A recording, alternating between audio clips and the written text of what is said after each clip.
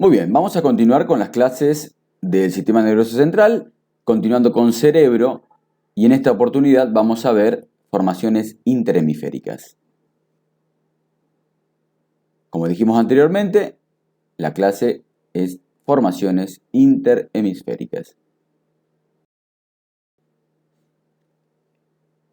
Estas formaciones interhemisféricas son estructuras situadas entre los dos hemisferios, muchas de las cuales pasan de un lado al otro hemisferio manteniéndolos unidos.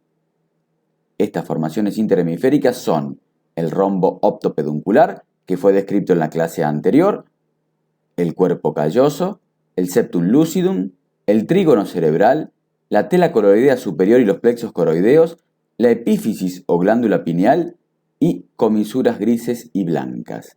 Esos son los temas de las estructuras interhemisféricas que vamos a pasar a describir a continuación. Y comencemos con el cuerpo calloso, ya que el rombo optopeduncular fue, como les dije anteriormente, descrito en la clase anterior. Y este cuerpo calloso presenta las siguientes características.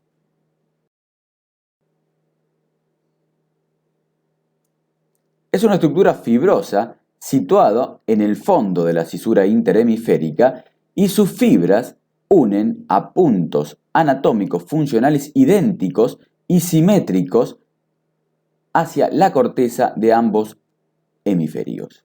Es decir, que fibras de la corteza cerebral van a ir a ese cuerpo calloso y unir puntos anatómicos y funcionales simétricos e idénticos.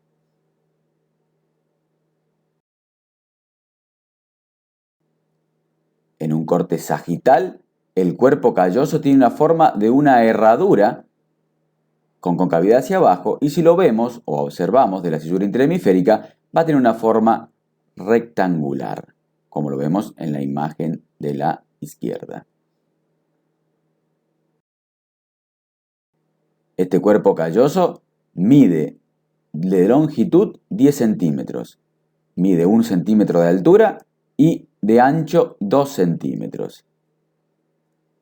Tiene un extremo posterior más abultado que se llama rodete y un extremo anterior o porción anterior que se llama rodilla, que se continúa con el pico o rostrum y luego se inserta en la lámina supraóptica, la cual se inserta en el quiasma óptico y forma parte de la pared anterior del tercer ventrículo, que esto ya lo vamos a ver cuando estudiemos las cavidades ventriculares del cerebro. Estas fibras del cuerpo calloso constituyen lo que se denominan forceps, y esos forceps tenemos forceps superiores, forceps anteriores y forceps posteriores. Los forceps anteriores son, o menores también llamados, se originan en la corteza frontal y constituyen la rodilla del cuerpo calloso. Recordemos que la rodilla era el extremo anterior. Los forceps superiores se originan en la corteza de los lóbulos parietales intemporales y los forceps posteriores o mayores provienen de la corteza occipital y la corteza posterior del temporal y constituyen al rodete del cuerpo calloso. A su vez, esos forceps posteriores presentan unas fibras que se denominan fibras del tapetum y que se originan en la parte media del rodete y forman al techo del ventrículo occipital. Todo este tema obviamente lo vamos a volver a repetir cuando veamos las cavidades ventriculares del cerebro. La cara superior del cuerpo calloso, por ella corren los tractos blancos de la encisis, que están cubiertos por una fina capa de corteza de indusium gris, y estos tractos blancos de la encisis son parte de la vía olfatoria, mientras que la cara inferior del cuerpo calloso se inserta el borde superior del septum lucidum y forma el techo de los ventrículos frontales.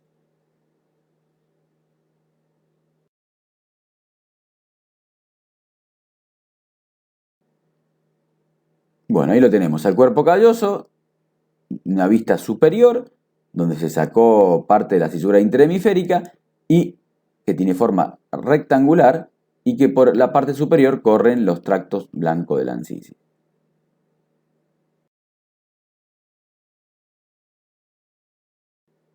Esta es una imagen para que se observe cómo en un estudio se observa cómo es el funcionamiento del cuerpo calloso y todas sus fibras, cómo se van conectando cuando está en funcionamiento dicho órgano o dicha estructura, que unían puntos anatómicos y funcionales idénticos de uno y otro hemisferio, y cómo se interconectan ambos hemisferios.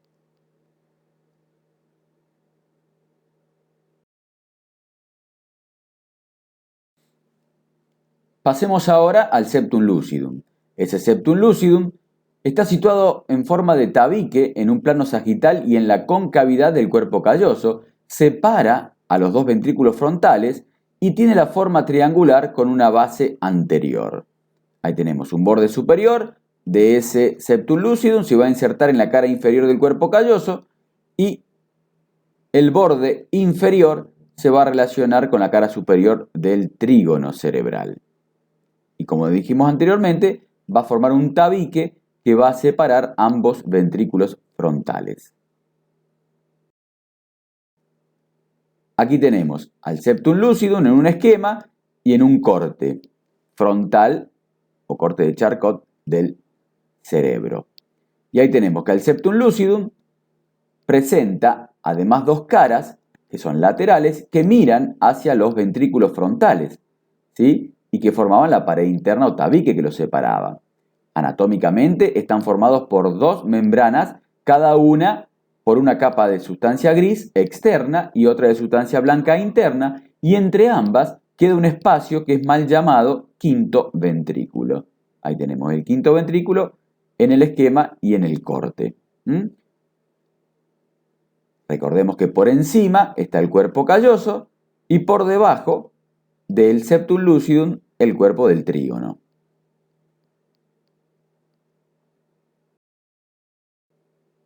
Aquí tenemos entonces un corte coronal o frontal y un corte transversal.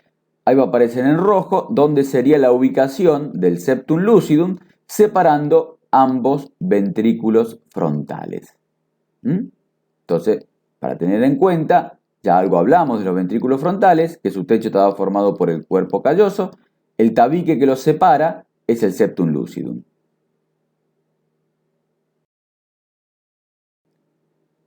Veamos otra de las estructuras interhemisféricas y en este caso es el trígono cerebral o bóveda de 4 pilares y ahí lo vemos en esta imagen que está en rojo, que se denomina bóveda de 4 pilares porque tiene 2 pilares anteriores y 2 pilares posteriores. Por encima de esta estructura roja está el septum lucidum y luego el cuerpo calloso, para que nos vayamos ubicando en tiempo, en espacio, donde estaría ubicada estas estructuras interhemisféricas. Bien, este trígono cerebral o bóveda de 4 pilares se encuentra situado debajo del septum lucidum. Si hacemos un corte, ahí lo vamos a observar. En un corte frontal, ahí está el trígono cerebral. Debajo del septum lucidum, que ahí se encuentra, formando parte del piso de los ventrículos frontales y el techo del tercer ventrículo.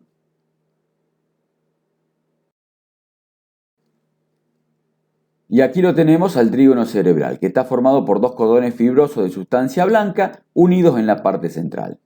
Hacia adelante se separan y forman los pilares anteriores, que se sumergen en el hipotálamo y hacen prominencia en el rombo optopeduncular a través de los tubérculos mamilares principales. Entre los pilares anteriores se va a encontrar el agujero de Monro que comunica los ventrículos frontales con el tercer ventrículo. De esos tubérculos mamilarios principales parten fibras que van al tálamo formando el haz mamilo-talámico de Bigdasir y luego tenemos los pilares posteriores que entre ambos están unidos a través de fibras horizontales que se denominan fibras de la lira y por debajo de esas fibras de la lira quedan los pilares posteriores abiertos por un espacio que se denomina espacio interpeduncular del trígono o concha del trígono. Esos pilares posteriores hacia adelante se van a dividir en la fimbria del hipocampo, el hipocampo y el cuerpo amigdalar o amígdala.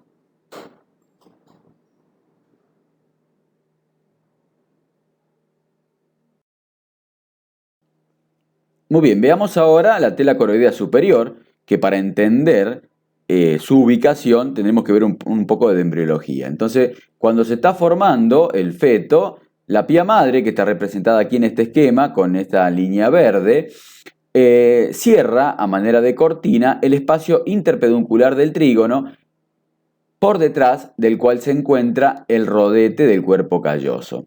Además, a los lados se encuentran los pilares posteriores y hacia atrás y abajo la epífisis. Bien, ubicados en esta situación, veamos qué sucede con los vasos sanguíneos y esa pía madre, cómo se introduce por ese espacio interpeduncular.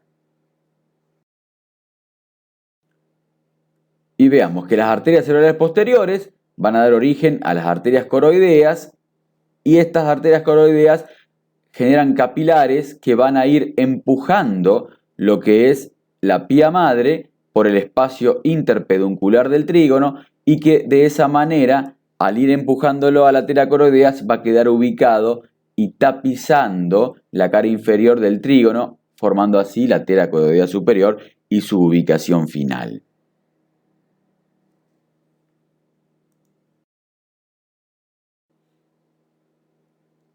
Aquí vemos otra imagen donde quedaría esa tela coroidea superior ubicada en la cara inferior del trígono vesical, por detrás del cual se encuentra el rodete. Esa estructura venosa que sale del medio de la tela coroidea superior es la vena de Galeno, que luego que se une con el seno longitudinal inferior van a formar el seno recto.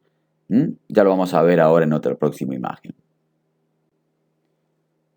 En este corte frontal del cerebro, si tenemos en cuenta que este es el tercer ventrículo, lateralmente vamos a tener los tálamos y el trígono formaba parte del techo del tercer ventrículo.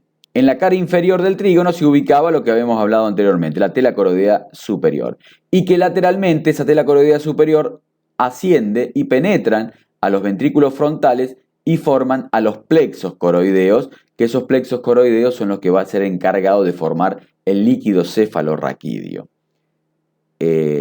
A su vez, estos ventrículos frontales, habíamos hablado del tálamo y trígono que formaban parte del piso, la cabeza del núcleo caudado forman parte de las paredes laterales, mientras que el cuerpo calloso formaba el techo de los ventrículos frontales. Esto ya lo vamos a ver más adelante, pero ya vamos sabiendo todos los límites de los ventrículos del cerebro. Aquí tenemos entonces un esquema de la tela coroidea superior, vista de arriba, y en esta vista vamos a tener que tiene la forma triangular con un vértice hacia adelante, hacia los pilares anteriores del trígono, donde se va a relacionar con el agujero de Monro, y la base hacia la parte posterior, en donde ingresan las arterias coroideas externas, internas, y por el medio sale la vena de Galeno que hablábamos anteriormente.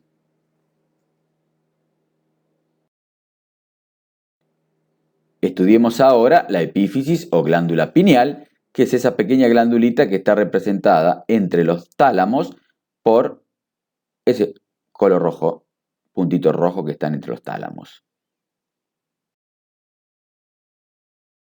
Esa epífisis o glándula pineal va a estar ubicada, es una pequeña glándula situada debajo del rodete del cuerpo calloso, por encima de la lámina cuadrigeminal, que era la cara posterior o posterior-superior del pedúnculo cerebral, y por detrás del tercer ventrículo.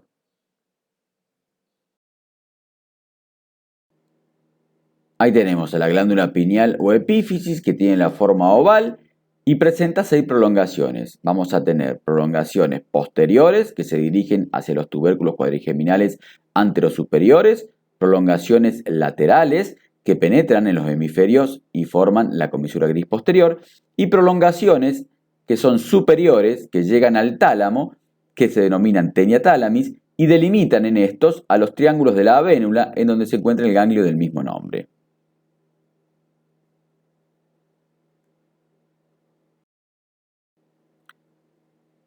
Veamos la constitución interna de los hemisferios. Y para estudiar esta constitución interna del hemisferio, se estudian efectuando cortes al órgano, y estos cortes son los más empleados. Cortes horizontales, cortes frontales y cortes oblicuos. Dentro de los horizontales vamos a tener el corte de Vieussens superior, corte de Vieussens inferior, corte de Fléching. De los frontales tenemos el Pitré anterior, Pitré posterior y el de Charcot. Y los oblicuos es el de Brissot. El de Charcot es el que está marcado en negro, es uno de los más utilizados para estudiar en los cortes frontales, mientras que el de Fléching es el más utilizado para estudiar la cápsula interna. Ya vamos a ver dónde pasa cada corte y para qué se utiliza. Aquí tenemos un cerebro en corte sagital, el cuerpo calloso, por encima el corte de Vieussens superior, Vieussens inferior, el de Fléching, Pitré anterior, Pitré posterior, corte de Charcot y el oblicuo de Brissot. Veamos ahora por dónde pasa cada corte y para qué se utilizan. Y vamos a tener que el corte de Vieussens superior es por encima del cuerpo calloso, observándose a ambos lados o a ambos hemisferios, la sustancia gris por fuera y la blanca por dentro, formando lo que se denomina el centro oval. El corte de Vieussens inferior es un corte tangente al cuerpo calloso, observándose las fibras que unen ambos hemisferios. En estos cortes no se observan cavidades ni núcleos. Es decir, que el corte de Vieussens inferior es para ver las fibras que salen del cuerpo calloso o que ingresan al cuerpo calloso. El corte de Fléching es un corte que pasa por debajo del cuerpo calloso y es importante para el estudio de la cápsula interna, que ya lo vamos a ver más adelante. El corte de Pitré anterior y posterior son semejantes a los de Vieussens, solo que en un plano frontal, mientras que el del Charcot es un corte que pasa por los tubérculos mamilares principales y es uno de los cortes más empleados para el estudio de la configuración interna del cerebro. Ahí lo vemos en la imagen del corte de Charcot. Y aquí tenemos, y vamos a describir las estructuras que vamos a poder observar de arriba hacia abajo de este corte de Charcot. Y vamos a tener la cisura interhemisférica, el inducium gris,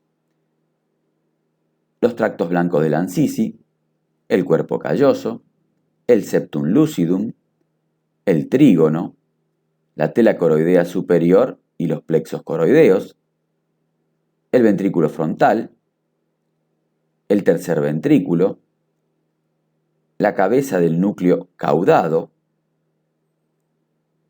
el tálamo, el hipotálamo, el cuerpo de Lewis, la cisura de Silvio, el lóbulo de la ínsula, la corteza del lóbulo de la ínsula, el núcleo lenticular, el núcleo antemuro y la cápsula interna, cápsula externa y cápsula extrema. Estos son todos los elementos que uno puede observar en el corte de Charcot.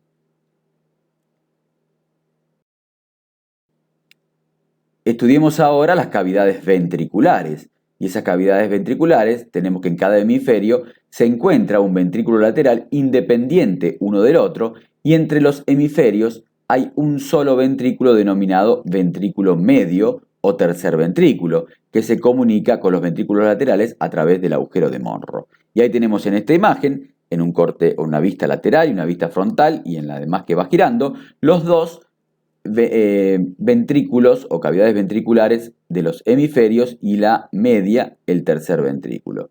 Ahí vamos a ver los ventrículos laterales y el tercer ventrículo, unidos por el agujero de Monro.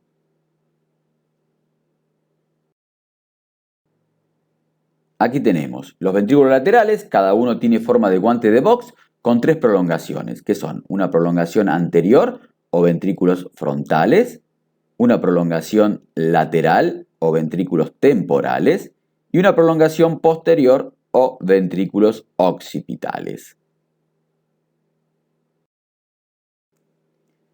Veamos estos ventrículos laterales en una tomografía normal y en una tomografía con hidrocefalia. Fíjense que esa estructura negra que está en el medio son los ventrículos laterales, donde se puede observar el ventrículo frontal y el occipital, mientras que en la hidrocefalia como están dilatados. La hidrocefalia es la acumulación de líquido cefalorraquídeo en las cavidades ventriculares por lo tanto van a tener esa dilatación de los ventrículos laterales.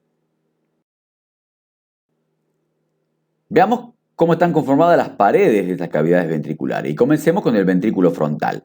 Ahí tenemos el ventrículo frontal, derecho e izquierdo, y tenemos que un techo está formado por la cara inferior del cuerpo calloso.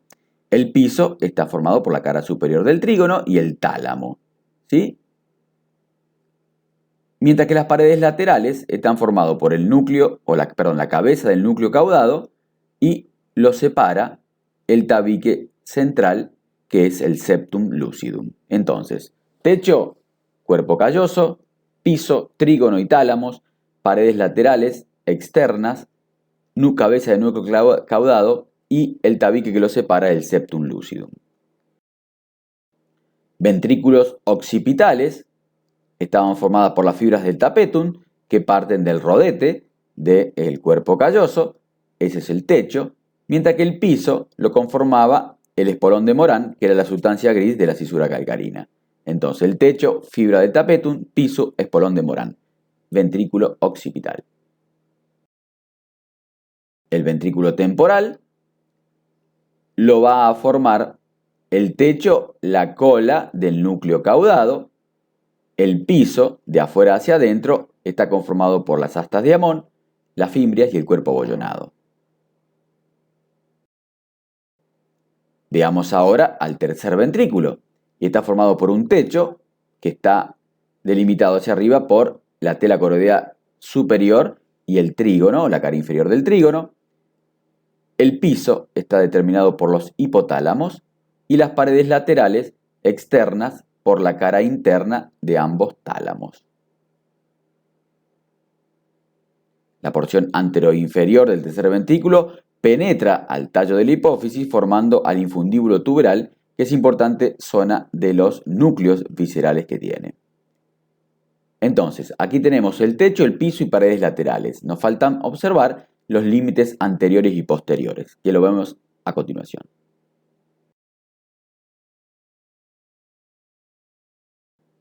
Y aquí tenemos el tercer ventrículo, que la pared anterior está formado por los pilares anteriores del trígono, la lámina supraóptica, el quiasma óptico y la lámina infraóptica, mientras que la pared posterior está formada por el rodete del cuerpo calloso, los pilares posteriores del trígono y la glándula pineal.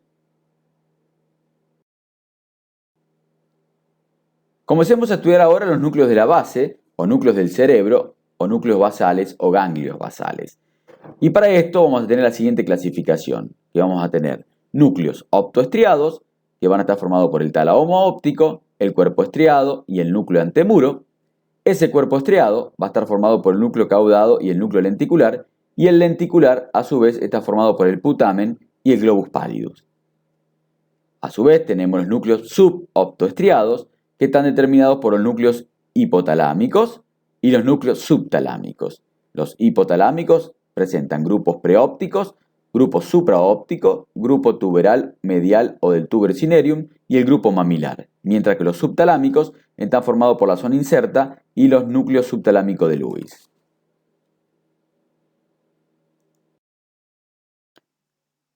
Comencemos con el tálamo. Y el tálamo son dos núcleos de forma oval, uno en cada hemisferio, situado a cada lado del tercer ventrículo, formando sus paredes laterales. Ahí lo vemos en esta imagen o representación. El que está en color rojo es el tálamo y en el medio estaría formando parte del tercer ventrículo. Recuerden que es la pared lateral del tercer ventrículo. Cada tálamo se ubica en la concavidad del núcleo caudado y entre ambos queda un surco que se denomina surco optoestriado, en el cual se encuentran la lámina córnea, la tenia semicircularis y la vena del cuerpo estriado. Para su estudio, a ese tálamo lo tenemos que estudiar, que presenta cuatro caras, una superior, inferior, externa e interna. La cara superior del tálamo está limitada hacia afuera por el surco optoestriado y por adentro por la teletálamis, que era una prolongación superior de la epífisis. Presenta un surco longitudinal llamado surco coroideo y que divide a este tálamo o a esta cara superior en una parte externa que forma parte del piso de los ventrículos frontales y una parte interna que se relaciona con la cara inferior del trígono y de la tela coroidea y del plexo coroideo.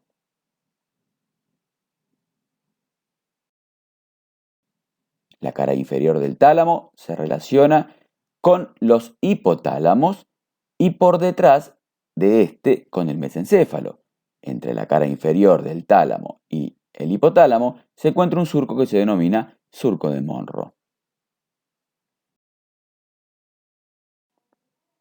La cara interna forma la pared externa del tercer ventrículo, mientras que la cara externa forma la pared interna de la cápsula interna junto con la cabeza del núcleo caudado y el lenticular.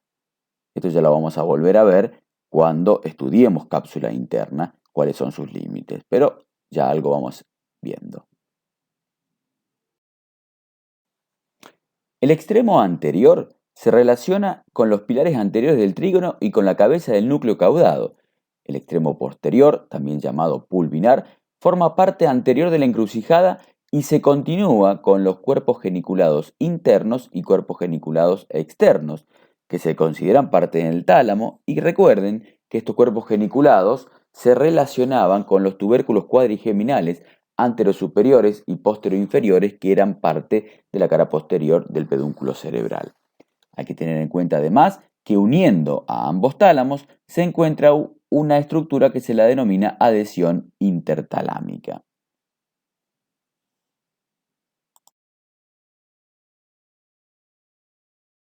Además, en el tálamo se encuentran dos láminas de sustancia blanca que se denominan lámina medular externa y lámina medular interna y que constituyen a delimitar los núcleos del tálamo. Y vamos a tener un núcleo externo o reticular del tálamo, una masa medial o lateroventral del tálamo, que su extremo posterior era también llamado el pulvinar, los núcleos anteriores del tálamo y la masa medial o dorsomedial del tálamo.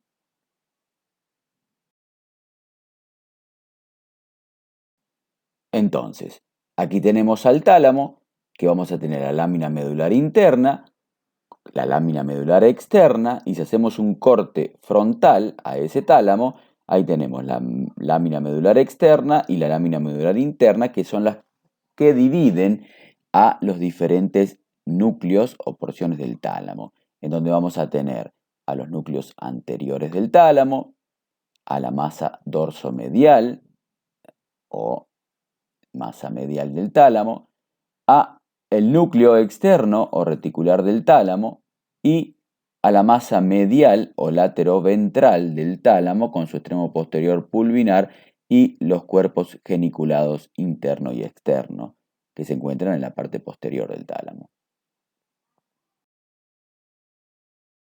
Bien, veamos los núcleos del tálamo. Tenemos el núcleo anterior del tálamo, presenta una función olfatoria y se conecta con el hipotálamo y con la corteza rinencefálica, presentando eferencias hacia la circunvolución del cuerpo calloso y lóbulo límbico. Los núcleos dorsomediales vamos a tener una porción medial o de la línea media que presenta aferencias del núcleo amigdalino y presenta eferencias hacia la amígdala, al hipotálamo y a zonas olfatorias.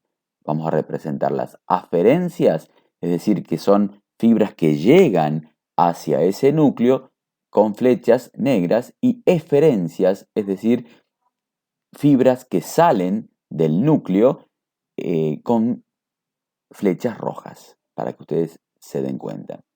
A su vez, ese núcleo dorsomedial presenta una porción dorsomedial que va a tener eferencias hacia la corteza frontal. Los núcleos lateroventrales, vamos a tener núcleos que se denominan ventral anterior, ventral lateral y el ventral lateroposterior, que se divide en un ventral intermedio un ventral posteromedial, un ventral posterolateral, en los cuales llegan fibras de la cinta del Rey media completa, que recuerde que estaba formada por los haces de Gold, Burdach y espino talámico lateral y anterior. Otro núcleo de la porción de los núcleos lateroventrales son los laterodorsales, que se relaciona con núcleos del mismo tálamo, y lateroposteriores, que tienen aferencias y eferencias con la corteza cerebral. Por último, el núcleo pulvinar va a tener aferencias y eferencias con áreas visuales.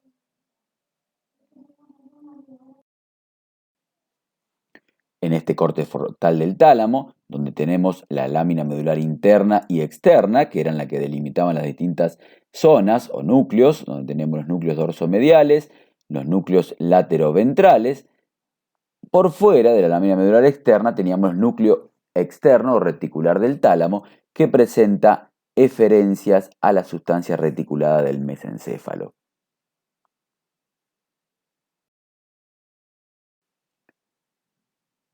Estudiemos ahora al cuerpo estriado, que este cuerpo estriado está formado por el núcleo caudado y el lenticular,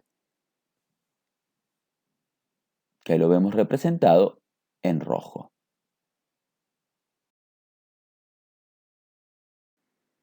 El núcleo caudado está situado a cada lado de los ventrículos frontales, tiene forma de una coma con concavidad hacia abajo en la que se sitúa el tálamo. Este núcleo caudado presenta una cabeza, un cuerpo y una cola que se dirige desde la parte posterior hacia adelante y afuera, situándose por encima del ventrículo frontal al cual le forma el techo.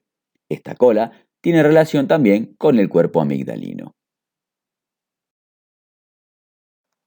Aquí en este corte cerebral, que es un corte de Flesching, vamos a ver que tenemos a la cabeza del núcleo caudado, a la cola del núcleo caudado y su relación con el cuerpo amigdalino. Para su estudio presenta dos caras y dos bordes. Las caras son externa e interna. El borde son superior e inferior. La cara externa forma parte de la cápsula interna, mientras que la cara interna forma la pared externa del ventrículo frontal. El borde inferior del núcleo caudado se relaciona con la cara superior del tálamo y entre ambos queda delimitado el surco optopeduncular, donde se encontraba la lámina córnea, la tenia semicircularis y la vena del cuerpo estriado.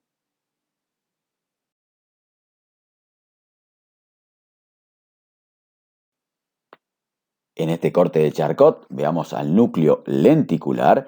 ¿Y qué es el núcleo lenticular? Tiene la forma de un lente biconvexo y presenta tres bordes, que son superior, inferior e interno, que no tienen relaciones de importancia, y tres caras, que son una cara externa, supero, interna e inferior.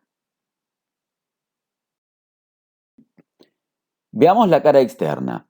Esa cara externa forma parte de la pared interna de la cápsula externa y que queda comprendida esta cápsula externa entre el núcleo lenticular y el núcleo antemuro.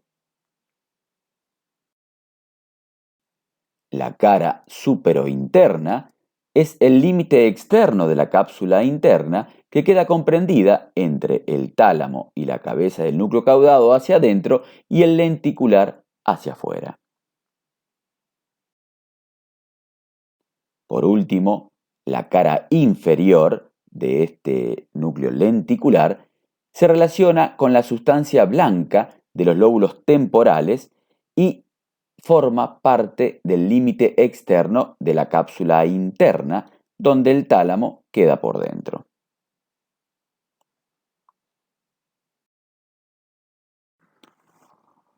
A su vez, el núcleo lenticular presenta tres porciones, que son una externa, que se denomina putamen, y una media e interna que forman a lo que es el globus pallidus.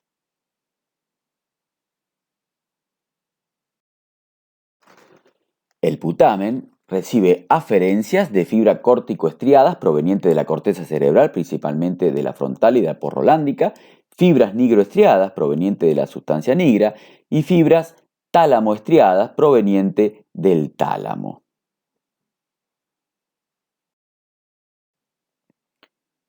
El globus pallidus presenta las siguientes aferencias y eferencias. Las aferencias son fibras de trigo palidales que nacen del putamen y del caudado, pasan por la cápsula interna y llegan al globus pallidus. Fibras subtalámicos palidales que provienen del núcleo subtalámico de Lewis. Fibras nigropalidales de la sustancia nigra al globus pallidus. Y las eferencias forman 4 haces o fascículos, que son la ansa lenticular, que salen del pallidus, pasan por el brazo posterior de la cápsula interna y llegan al tálamo. Fascículo lenticular, parte del lenticular, pase por la cápsula interna, se sitúa en el ansa lenticular y llegan al tálamo. Fascículo pálido subtalámico, que se originan en la parte media del lenticular y llegan al núcleo subtalámico de Lewis. Y por último, el haz pálido tegmental, que se origina en la parte media del lenticular y terminan en los núcleos de la calota peduncular y de la protuberancia. Aquí vemos que este globus pallidus, este núcleo, se constituye como el principal sistema motor extrapiramidal con las aferencias y eferencias que hemos nombrado anteriormente. Por último, veamos al núcleo antemuro, que es un núcleo de sustancia gris de forma ligeramente rectangular, situada en un plano sagital entre la cápsula externa, que quedaba delimitada hacia afuera por el antemuro y hacia adentro por el lenticular, y la cápsula extrema, que quedaba delimitada entre el antemuro hacia adentro y la corteza del lóbulo de la ínsula hacia afuera. Entonces, repasemos. La cápsula externa está delimitada entre el lenticular hacia adentro y el antemuro hacia afuera, y la cápsula extrema está delimitada entre el antemuro hacia adentro y la corteza del lóbulo de la ínsula hacia afuera. Muy bien, y veamos ahora en este corte de Fleshing qué estructuras vamos a encontrar. Recordemos que este corte de Fleshing es para el estudio de la cápsula interna. Y vamos a tener a la cabeza del núcleo caudado y la cola del núcleo caudado y su relación con el núcleo amigdalino. Luego vamos a encontrar al tálamo y hacia afuera a los núcleos lenticular. Más hacia afuera al núcleo antemuro y por fuera del mismo a la corteza del lóbulo de la ínsula. Y de esta manera van a quedar delimitadas la cápsula interna, la cápsula externa y la cápsula extrema. Esto generalmente a veces se pregunta cómo está delimitado, cuáles son los límites de la cápsula interna, y está delimitada hacia adentro por la cabeza del núcleo caudado y el tálamo, y hacia afuera por el núcleo lenticular, mientras que la cápsula externa está delimitado hacia adentro por el núcleo lenticular y hacia afuera por el núcleo antemuro, mientras que la cápsula extrema está delimitado hacia adentro por el antemuro y hacia afuera por la corteza del lóbulo de la ínsula. Muy bien, y de esta manera hemos terminado con esta tercera parte del sistema nervioso central. Muchas gracias por su atención.